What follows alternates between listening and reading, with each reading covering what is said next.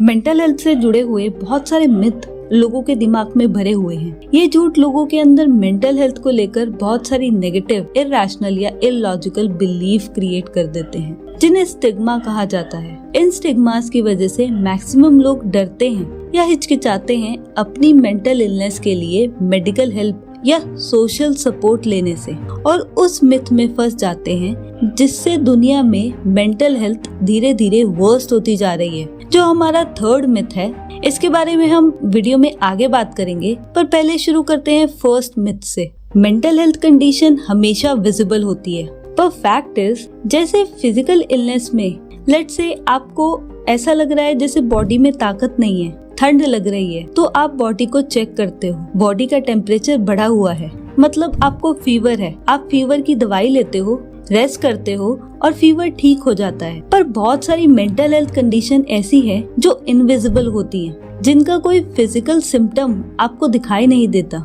जैसे कि physical illness में होता है। इसीलिए इनको पहचान पाना मुश्किल हो जाता है। फॉर एग्जाम्पल डिप्रेशन से सफर कर रहे लोग बाहर से तो आपको परफेक्टली हेल्दी एंड फिट लगेंगे, पर अंदर ऑलमोस्ट हर वक्त sadness, lack of energy, hopelessness से लड़ रहे होते हैं। इसका दूसरा एग्जाम्पल है एंजाइटी डिसऑर्डर। एंजाइटी डिसऑर्डर दो टाइप की होती है। एक जर्नलाइज एंजाइटी डिसऑर्डर, जिसमें जर्नली हर चीज या कंडीशन से एंजाइटी हो सकती है। दूसरा सोशल एंजाइटी, जिसमें लोगों से मिलने, बात करने से एंजाइटी होती है। एंजाइटी डिसऑर्डर में भी बाहर से वो इंसान आपको काम एंड कंपोज लगेगा, पर उसके अंदर उसको जरूरत से ज्यादा चिंता, पैनिक और फियर का तूफान महसूस हो सकता है। पर ऐसे लोग लोगों के सामने ठीक होने का झूठा मास्क लगा के रखते हैं, पर अंदर सफर कर रहे होते हैं।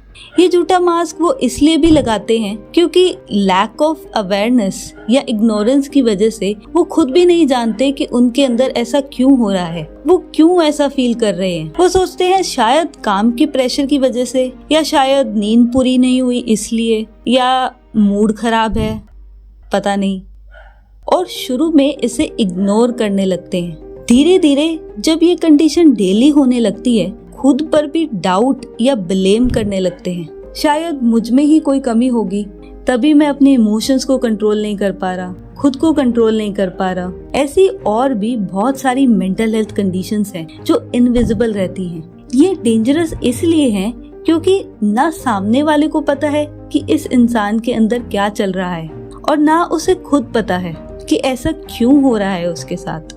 अगर मेंटल हेल्थ से सफर कर रहा है इंसान अपनी फीलिंग्स, थॉट्स के बारे में बताने की कोशिश भी करे, कोई फिजिकल सिम्टम ना होने की वजह से और लैक ऑफ अवेयरनेस की वजह से सामने वाले को भी कुछ समझ नहीं आएगा, और वो बोलेगा कुछ नहीं है, पढ़ पढ़ के या काम कर कर के थक गया होगा, आप बाहर घूम के आएंगे, ठीक हो जाएगा।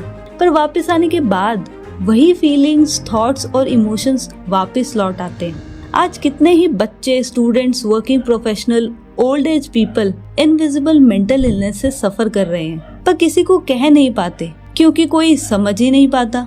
मेंटल हेल्थ से जुड़ा हुआ दूसरा मिथ है कि मेंटल इलनेस वीकनेस का साइन है या आपके वीक होने का साइन है। पर फैक्ट ये है कि मेंटल इलनेस आपके किसी करेक्टिव फ्लो या आपके खुद को कंट्रोल या संभाल ना पाने की कमी की वजह से नहीं होता।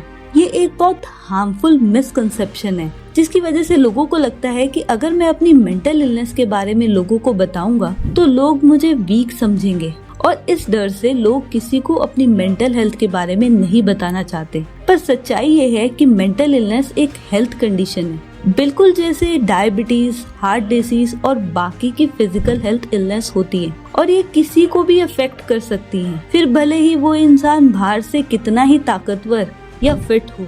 इसका बहुत अच्छा एग्जाम्पल है मेंटल इलनेस इन हाई अचीविंग इंडिविजुअल्स। बहुत सारे सक्सेसफुल और हाईली अकम्प्लिश्ड इंडिविजुअल भी मेंटल हेल्थ चैलेंजेस को फेस कर चुके हैं, और कई आज भी करते हैं। इतने सक्सेसफुल लोगों में मेंटल स्ट्रेंथ या रेजिलियंस की कोई कमी है ऐसा तो नहीं है, पर फिर भी उन्हें मेंटल हेल्थ प्रॉब्लम से सफर करना पड़ा। बहुत सारी सेलिब्रिटीज जैसे कि लेडी गागा, ड्वेन जॉनसन जिन्होंने द रॉक मूवी में काम किया, दीपिका पादुकोण जैसे ना जाने कितने सेलिब्रिटीज हैं जिन्होंने इतना सक्सेसफुल करियर बनाया, पर अपनी लाइफ की अलग अलग स्टेज पर सीरियस मेंटल हेल्थ प्रॉब्लम से सफर भी किया। So clearly mental health illness कोई वीकनेस का साइन नहीं है, बल्कि एक फिजिकल हेल्थ की तरह किसी को भी अफेक्ट कर सकता है। मेंटल हेल्थ से जुड़ा हुआ थर्ड मिथ जिससे आज दुनिया में मेंटल हेल्थ कंडीशन वर्स्ट होती जा रही है।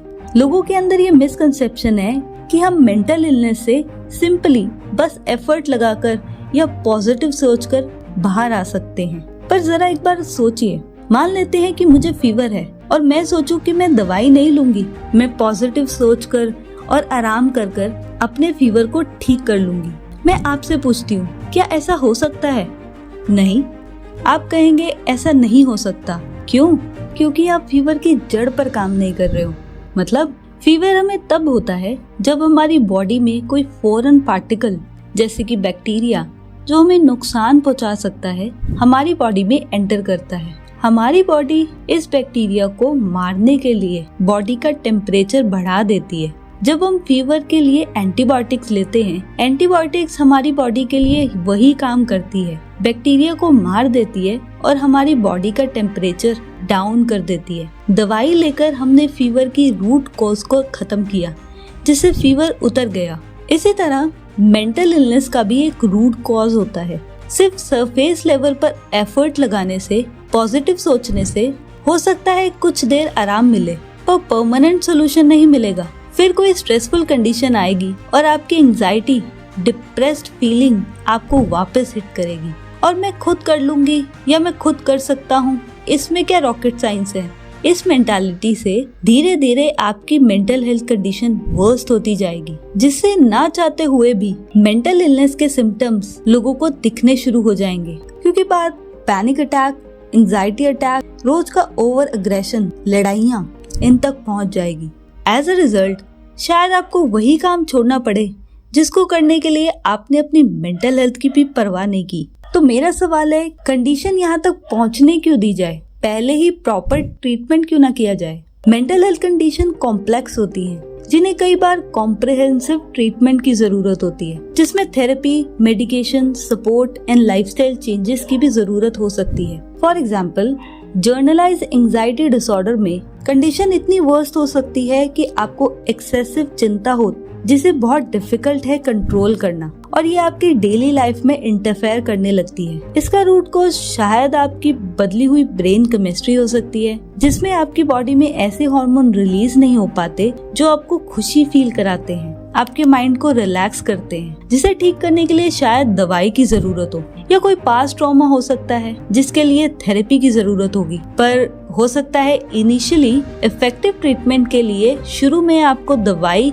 और थेरेपी दोनों की जरूरत हो। दवाई और थेरेपी के अलावा अगर आपके डेली लाइफ में कोई ऐसी चीज है जो इस मेंटल इलनेस को ट्रिगर कर रही है, तो उसे हटाने के लिए लाइफस्टाइल चेंजेस की भी जरूरत होगी। सो इन शॉर्ट, इस मिथ में ना फंसिए कि आप अपनी मेंटल हेल्थ को खुद ठीक कर सकते हैं। किसी अच्छे डॉक्टर, थेरेपिस्ट, साइकोलॉजिस्ट या काउंसलर से बात करिए। वो आपकी मेंटल इलनेस की रूट कॉज पर काम करेंगे और आपको वो टूल्स और टेक्निक्स भी बताएंगे जिससे नेक्स्ट टाइम आप मेंटल हेल्थ इलनेस से जल्दी उभर पाएंगे।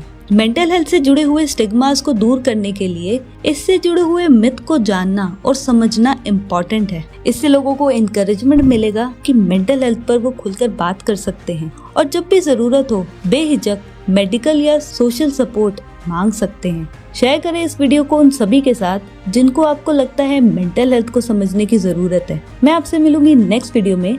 तब तक के लिए keep learning, keep growing and become आत्मनिर्भर।